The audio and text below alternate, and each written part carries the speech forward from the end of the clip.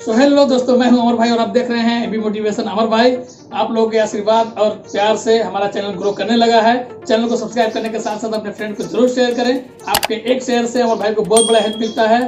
तो चलिए स्टार्ट करते हैं आज की ये वीडियो। सबसे पहले टेक्निकल पार्ट में हमारा है इंटरनेट क्या है। चलिए हम लोग वहाँ से शुरुआत करते हैं जहाँ से इंटरनेट की शुरुआत हुई और कैसे आज हम लोग यहाँ तक पहुँचे हैं।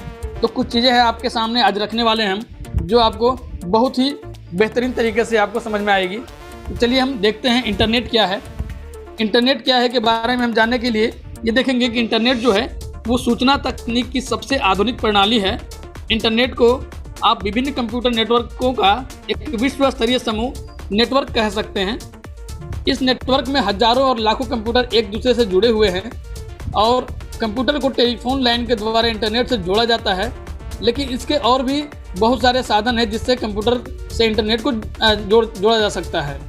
इंटरनेट किसी एक कंपनी या किसी सरकार के अधीन नहीं होता है, बल्कि इसमें बहुत से सर्वर जुड़े हैं जो अलग अलग संस्थाओं या प्राइवेट कंपनियों के लिए होते हैं। कुछ प्रचलित इंटरनेट सेवाएं जैसे gopher file transfer protocol, world wide web प्रयोग इंटरनेट में जानकारियां प्राप्त करने के लिए होता है। इंटरनेट को हम विश्वव्यापी विज्ञापन का माध्यम भी कह सकते हैं। आज आप देख रहे हैं कि इंटरनेट के बिना आज सारा कार्य जो है हमारा ठप हो सकता है। आज इंटरनेट से हम हर वो काम को करते हैं जो हम पहले नहीं कर पाते थे। जैसे कई सारे रिपोर्ट को हमको देखना होगा, लेख को देखना होगा, कंप्यूटर आदि को प्रदर्शित करना होगा। उन सारी चीज़ों के लिए एक बहुत ही उपयोगी साधन हो गया है। तो चलिए इसके इतिहास के बारे में हम जानें कि ये कहाँ से शुरू हुआ। तो इंटरनेट जो है क्या है और कैसे काम करता है। आज से लगभग 46 साल पहले हमारे संचार की दुनिया में पूरी तरह से चेंजिंग हुआ जब ARPANET के जरिए आई और ओ जो है संदेश को पहली बार ईमेल पे भेजा गया था। ये जो है एक बहुत बड़े इंस्टीट्यूट से इस पे काम चल रहा था ARPANET के माध्यम से, और आई और ओ दो वर्ड को लिख करके पहली बार मेल भेजा गया था। और मेल भेजते ही क्या हुआ था, पूरा सर्वर जो है इन लोगों का बंद हो गया था, लेकिन इंटरनेट का आविष्कार हो गया था। इसके बारे में आपको हम बताएंगे कि आगे जो है कैसे ये सिस्टम यहाँ तक पहुँचा। तो इंटरनेट का इतिहास जो है ज़्यादा पुराना नहीं है, लेकिन हम बात करेंगे कि 1960 के दशक में अमेरिका के रक्षा विभाग में अन्वेषण के कार्यों के लिए इसकी स्टार्टिंग की गई थी और स्टार्टिंग में इसका नाम दिया गया था ARPANET। इसके बारे में आपको बता दूं कि 1962 में यानी कि 1962 में इंटरनेट की शुरुआत हुई थी और जिसिया लिक लीडर ने एक संस्था बनाई थी जिसका नाम था डरपा बोले तो different advance research project of agency. इसने इंटीग्रेटेड नेटवर्क बनाया था और इनका मकसद था पूरी दुनिया को एक साथ जोड़ना। ये सोच करके ये एक नया इंटीग्रेटेड नेटवर्क बना रहे थे। और जब इसकी शुरुआत हुई इसको पब्लिकली किया गया था 1969 में। 3 जुलाई 1969 को अल्का बोलते हैं हम लोग, यूएलसीए जो है उसके प्रोग्रामर जो थे चार्ली क्विन, उन्होंने क्या किया था 350 किलोमीटर दूर मेरलो पार्क में कैलिफोर्निया में दो शब्द आई और ओ ये दोनों को इलेक्ट्रॉनिकली भेजा था, जिसके बाद सारा सिस्टम बंद हो गया था, लेकिन इंटरनेट का आविष्कार हो गया था। और पब्लिक के सामने एक प्रेस कॉन्फ्रेंस रखा गया 3 जुलाई 1969 को, जिसमें पब्लिक को इंटरनेट से परिचित कराया गया, बताया गया कि एक इस तरह का इंटीग्रेटेड नेटवर्क हम लोग बना रहे हैं जो आने वाले दिन में पूरी दुनिया को जोड़ेगा। और 1974 में ARPANET को व्यवस्थित किया गया। इसके बाद टेलनेट जो थी वो पहली कंपनी थी जिसने ARPANET का इस्तेमाल शुरू किया और बाद में इसका नाम इंटरनेट पड़ा। 1983 में वेबसाइट जो है एड्रेस क्रिएट होना शुरू हो गया और आप सभी को पता है कि 1997 में गूगल आ गया। तो ये था इंटरनेट का इतिहास। आगे बढ़ते हुए हम देखते हैं कि सॉफ्टवेयर क्या है, क्योंकि कहीं ना कहीं हम एक जो है रोबोटिक सॉफ्टवेयर के सिस्टम में काम कर रहे हैं। उसके लिए हमारे पास इंटरनेट और सॉफ्टवेयर की जानकारी होना बहुत ही आवश्यक है। तो इसलिए इन चीज़ों को आप सभी के सामने लाए हूँ। चलिए हम देखते हैं सॉफ्टवेयर क्या है। तो सॉफ्टवेयर जो है कंप्यूटर का वो हिस्सा है जिसे हम सिर्फ समझ और महसूस कर सकते हैं। हम ना तो इसे देख सकते हैं और ना ही इसे छू सकते हैं।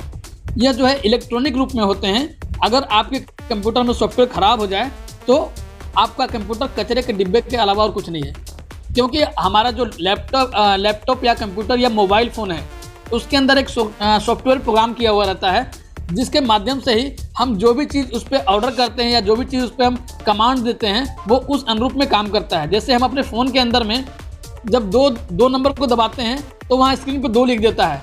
आप मुझे बताइए उसको पता कैसे चला कि आपने 2 नंबर को ही टच किया था। ये सभी संभव हो रहा है हमारे एक सॉफ्टवेयर के माध्यम से। तो वो सॉफ्टवेयर प्रोग्राम किया जाता है जिसके माध्यम से आप जो कमांड देते हैं उसी कमांड को फॉलो करता है, चाहे वो लैपटॉप हो, कंप्यूटर हो या फिर मोबाइल हो। और कंप्यूटर की खोज जो है चार्ल्स बेबेज ने की थी और उन्होंने ही सॉफ्टवेयर की भी खोज की थी। चलिए, सॉफ्टवेयर भी कई तरह के होते हैं तो इनके कुछ प्रकार के बारे में हम जान लें। सॉफ्टवेयर जो है ये 2 प्रकार के होते हैं मैनुअली, सिस्टम सॉफ्टवेयर और एप्लीकेशन सॉफ्टवेयर। सॉफ्टवेयर क्या है? यदि हमारे कंप्यूटर में सॉफ्टवेयर नहीं होगा तो कंप्यूटर वाकई में एक मृत प्राणी के समान होगा जो केवल एक लोहे का या फिर अन्य धातु के एक बक्सा के मात्र रह जाएगा। सोचिए कि अगर आपके कंप्यूटर में ब्राउज़र प्रोग्राम नहीं होगा और आप किसी लेख को नहीं पढ़ सकते हैं तो फिर क्या होता है? आज के डेट में जो भी हम लोग यूज करते हैं जैसे ऑफिस पैकेज है, MS office, Photoshop, adobe reader, Picasa, इस तरह के जितना भी सॉफ्टवेयर हम यूज कर रहे हैं फ़ोन के अंदर में या लैपटॉप के अंदर में या कंप्यूटर के अंदर में, ये सभी जो सॉफ्टवेयर जो है ये अलग अलग कार्य के लिए कंप्यूटर में बनाए गए हैं। लेकिन सॉफ्टवेयर जो है इसको हम इस तरह समझ सकते हैं कि सॉफ्टवेयर जो है हमारे लैपटॉप या कंप्यूटर में ही जान फूंकता है। उसके बदौलत हम कंप्यूटर में कोई भी काम कर नहीं सकते हैं।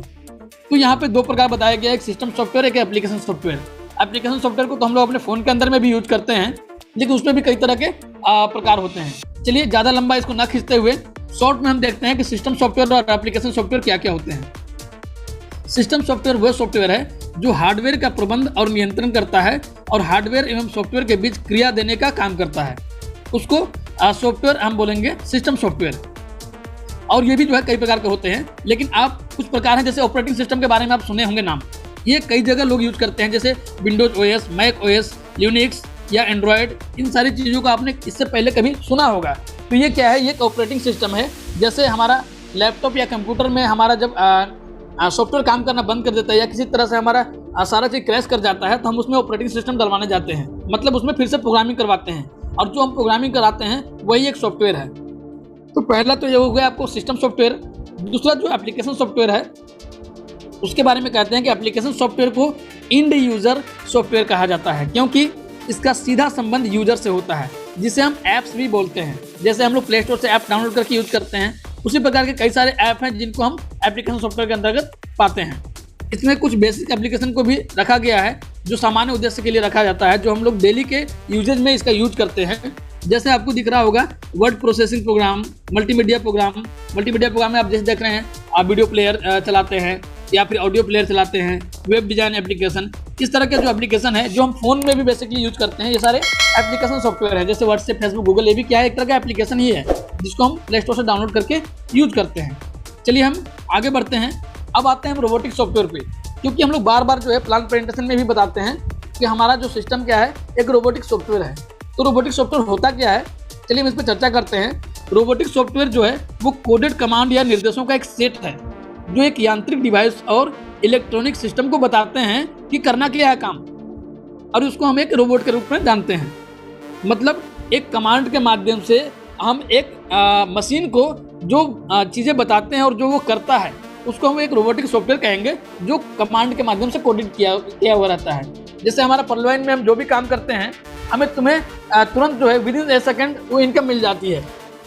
सिस्टम ने वो क्या किया है, रोबोटिक सॉफ्टवेयर में वो फिट कर रखा है। जैसे ही आप किसी का अकाउंट एक्टिव करते हैं तो वहाँ से वो ऑटोमेटिकली वो 15 DP आपके जो है स्पॉन्सर हैं उनके वॉलेट में चला जाता है। तो ये क्या है, ये कौन कर रहा है? ये एक रोबोटिक सॉफ्टवेयर कर रहा है।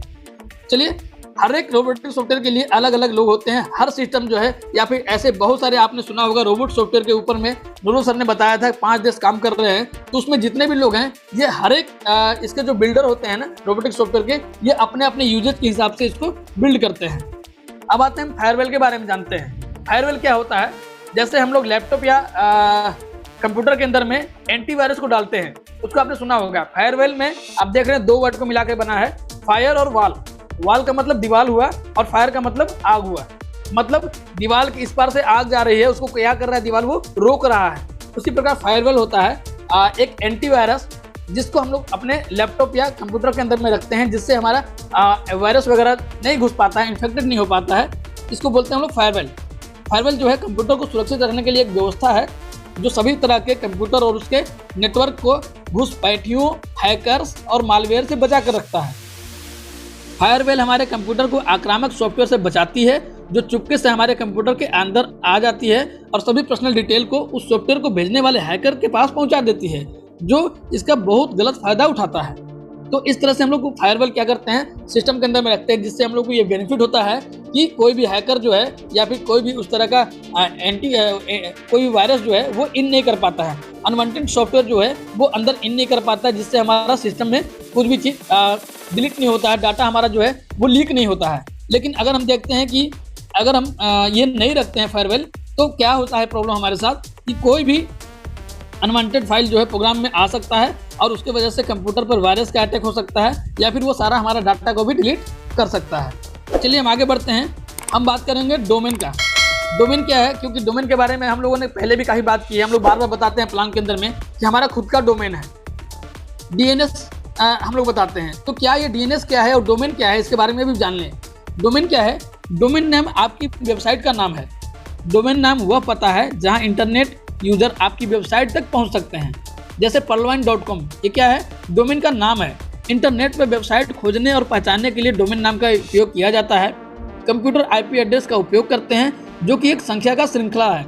आईपी एड्रेस देखेंगे, नंबर वाइज एक संख्या का श्रृंखला होता है जिसको हम लोग आईपी एड्रेस बोलते हैं, जिसको ट्रैक भी कर सकते हैं। डोमेन नाम जो होता है वो अक्षरों और संख्याओं का कोई संयोजन भी हो सकता है और इसका उपयोग जो है विभिन्न डोमेन नाम एक्सटेंशन जैसे .com, .net, .io आपने इस तरह का देखा होगा, इस तरह में किया जाता है, जिसको हम लोग डोमेन बोलते हैं। इसका उपयोग करने से पहले डोमेन नाम पंजीकृत होना चाहिए। प्रत्येक डोमेन नाम यूनिक होता है और हर वेबसाइट का डोमेन नाम अलग अलग होता है। दो वेबसाइट का डोमेन नाम एक जैसा नहीं होता है। यदि कोई www.computerhindinotes.com टाइप करता है तो यह आपकी वेबसाइट पर जाएगा, ना कि किसी और वेबसाइट पर। जैसे www.perlwine.com कोई टाइप करेगा तो वो perlwine के ही साइट पे जाएगा, ना कि दूसरे साइट पे चला जाएगा, क्योंकि perlwine.com नाम का एक ही डोमेन बन सकता है, दूसरा डोमेन नहीं बन सकता है। चलिए, डोमेन नाम जो है ये दुनिया भर में उपयोग किए जाते हैं। विशेष रूप से नेटवर्क और डाटा संचार की दुनिया में निम्नलिखित बिंदु बताते हैं कि ये काम कैसे करते हैं और इनका उपयोग कैसे किया जा सकता है। डोमेन नाम जो होते हैं इसके दो भाग होते हैं। एक जो होता है जो डॉट के साथ अलग किया जाता है और एक उसके पहले का अक्षर होता है। जैसे perlwine.com, तो .com जो हुआ वो अलग हुआ और perlwine अलग हुआ। ये दोनों चीज़ को मिला करके perlwine.com बना, तब जाकर के ये एक पूरा डोमेन कहलाएगा। डोमेन नाम सिंगल आईपी एड्रेस या आईपी एड्रेस के समूह की पहचान करने के लिए भी इस्तेमाल किया जा सकता है। एक होस्ट या संगठन वैकल्पिक नाम के रूप में डोमेन नाम का उपयोग कर सकते हैं, क्योंकि डोमेन नाम जो होता है वो अल्फा न्यूमेरिक यानी सभी संख्याओं के विपरीत हैं, जिससे उन्हें याद रखना आसान हो जाता है। जैसे perlwine.com क्या है? आसान है इसको याद करना। भाई किस सिस्टम में काम कर रहे हैं तो हम perlwine में काम कर रहे हैं। आपका साइट क्या है? तो हमारा साइट है perlwine.com, तो इसको क्या है याद रखना आसान हो जाता है। किसी वेबसाइट की पहचान करने के लिए URL के हिस्से के रूप में डोमेन का नाम भी उपयोग किया जाता है।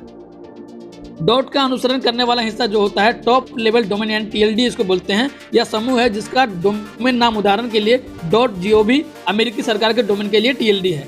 जैसे .com लिखा हुआ है तो .com का भी एक मतलब होता है, .co होता है तो .co का क्या मतलब है, .net होता है। ये सब क्या है? ये सब एक्सटेंशन है।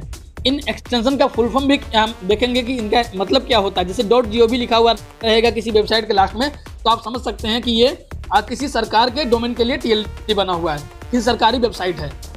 आप देख सकते हैं यहाँ पे एग्जाम्पल में बताया हुआ है। हम आगे बढ़ते हैं, DNS के बारे में जानते हैं। DNS क्या है और ये काम कैसे करता है? डोमेन नेम सर्वर या डोमेन नेम सिस्टम, या फिर इसको हम नेम सर्वर के नाम से भी कई नामों से इसको जानते हैं। डोमेन नेम सिस्टम जो होता है वो इंटरनेट की फोन बुक है एक तरह का। डोमेन नेम जैसे google.com के माध्यम से लोग ऑनलाइन जानकारी प्राप्त करते हैं। Web browser, internet protocol, IP, internet protocol किसको बोलेंगे? IP एड्रेस जो बोलते हैं, इंटरनेट प्रोटोकॉल एड्रेस होता है, इसके माध्यम से बातचीत करते हैं। DNS जो है डोमेन नेम को IP एड्रेस में ट्रांसलेट करता है ताकि ब्राउजर इंटरनेट रिसोर्सेज को लोड कर सके। आप देख सकते हैं सामने आपको दिख रहा होगा domain name, IP address www.co.id इस तरह का जो है लगा हुआ है, जो डोमेन नेम सर्वर है। इसके बारे में हम बता दें आपको कि इंटरनेट से जुड़े प्रत्येक डिवाइस में एक यूनिक IP एड्रेस होता है जो अन्य मशीनें डिवाइस को खोजने के लिए उपयोग करती है। DNS सर्वर के लिए IP एड्रेस जैसे 192.168.1.1 ये क्या है? IPv4 में, या फिर नए अधिक जटिल अल्फा न्यूमेरिक IP एड्रेस जैसे 2400 CB00, 2048 और 1। ये क्या है, 2 पार्ट में बांट करके इसको इस तरह से नया जो है अल्फा न्यूमेरिक IP एड्रेस भी बनाया जाता है, जिसके माध्यम से ये DNS वर्क करती है। DNS क्या है, URL को उनके IP एड्रेस से जोड़ती है। DNS के साथ ब्राउजर में संख्याओं के बजाय शब्दों को टाइप करना संभव है, जिससे लोग वेबसाइटों को आसानी से खोज सकते हैं। चलिए हम आगे बढ़ते हैं और देखते हैं एक्सटेंशन क्या होता है। .com, .co, .id इसका क्या मतलब होता है। तो आप देख सकते हैं इस पिक्चर में आपको दिख रहा होगा। .com का मतलब है कमर्शियल इंटरनेट साइट, .net का मतलब हुआ इंटरनेट एडमिनिस्ट्रेटिव साइट, .org मतलब ऑर्गेनाइजेशन साइट। आप समझ सकते हैं किसी भी वेबसाइट के अंदर फलाना .org लिखा हुआ है तो हम समझ सकते हैं कि ये किसी ऑर्गेनाइजेशन का वेबसाइट है। .edu लिखा हुआ है तो किसी एजुकेशन का वेबसाइट है। .gov लिखा हुआ है लास्ट में, जैसे झारखंड .gov ऐसे लिखा हुआ है तो ये क्या है, किसी गवर्नमेंट का साइट है। इस तरह से हम इन एक्सटेंशन के माध्यम से इसके फुल फॉर्म को हम समझते हैं कि ये किस तरह का एक्सटेंशन है, और ये इससे हमें पता चलता है कि ये साइट जो है ये किसके लिए बनाया गया है। तो आशा करता हूं कि आपको ये वीडियो पसंद आया होगा। पसंद आया तो लाइक करें, चैनल में नया हो तो सब्सक्राइब करें और सब्सक्राइब के साथ साथ बेल आइकन को जरूर दबाएं ताकि मेरा लेटेस्ट वीडियो का नोटिफिकेशन आपको मिलता रहे। मिलते हैं एक नए वीडियो के साथ, तब तक के लिए जय हिंद, जय भारत।